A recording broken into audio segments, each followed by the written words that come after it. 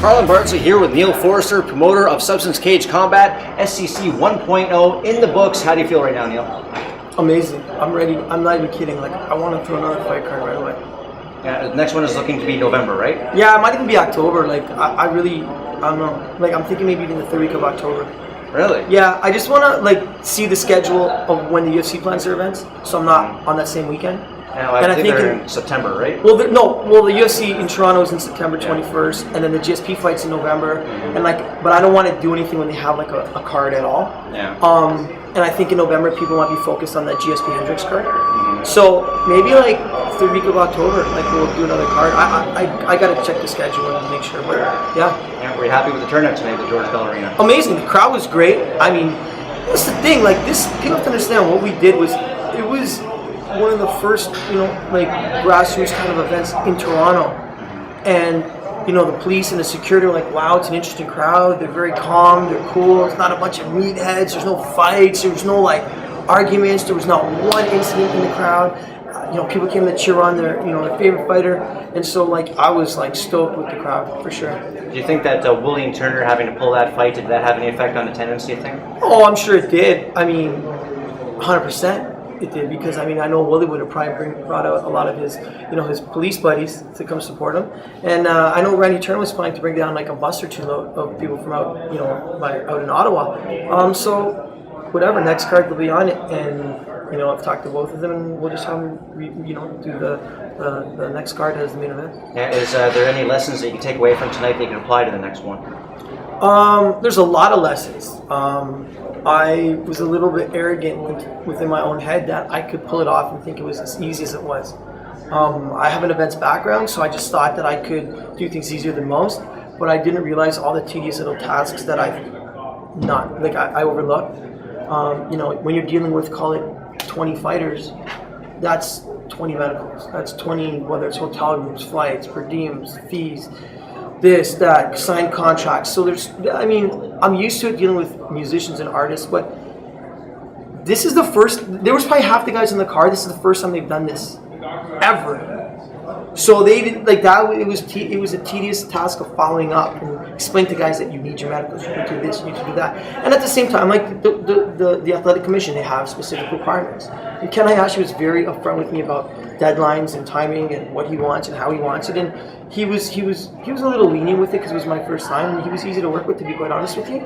Unbelievably, most people are kind of surprised at that one, but that he actually, again, they have requirements, but I'm okay with them. But they have a lot of requirements, so just a lot of things now that I know what to gauge for next time.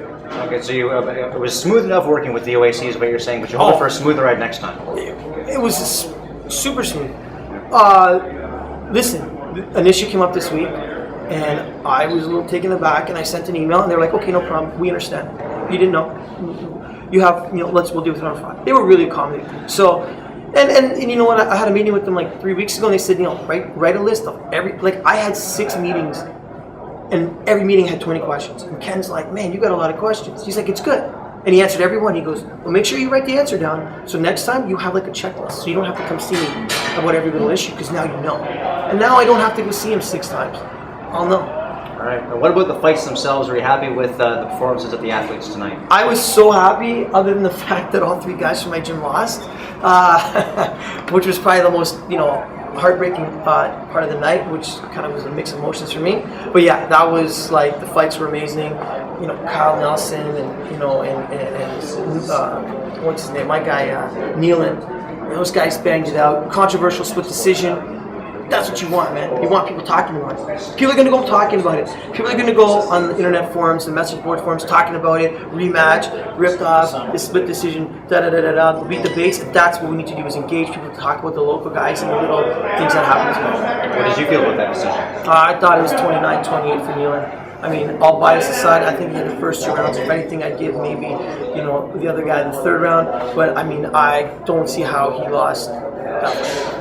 Okay, so the next card, SCC 2.0, will we see another proliferation of Grant's talent, or are you looking to not only be this a Grant showcase, but reach out even farther? No, I've made it clear this is not a Grant's endeavor. Other than maybe the program that I personally, from the gym, paid to put an ad in our own booklet.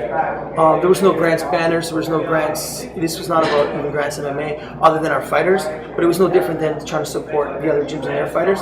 So listen, I told all 60 fighters that comment to be on this card, get your medicals, get licensed, I'll put you on the card.